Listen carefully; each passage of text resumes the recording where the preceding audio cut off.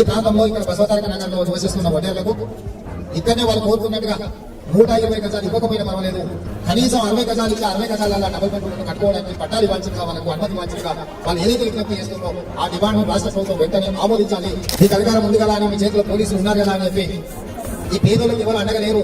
ఈ పేదోళ్ళని ఏం చేసినా అడ్డేటోళ్ళు ప్రభుత్వం అనుకుంటే మాత్రం వాళ్ళకి మంచిది కాదు.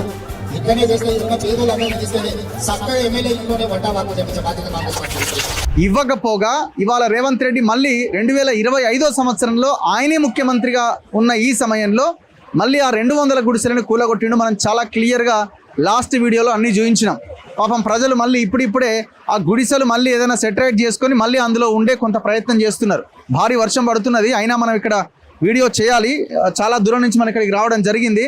వీళ్ళు పెద్ద ఎత్తున ఈ బ్యానర్లు పెట్టుకొని గౌలిదొడ్డి బసవతారక నగర్ మాకు న్యాయం కావాలి, సీఎం రావాలి, మాకు న్యాయం చేయాలి అని దాదాపు 10-15 రోజులుగా వీళ్ళ ఆందోళన కొనసాగిస్తున్నారు. చాలా భయంకరమైన వర్షం పడుతున్నది.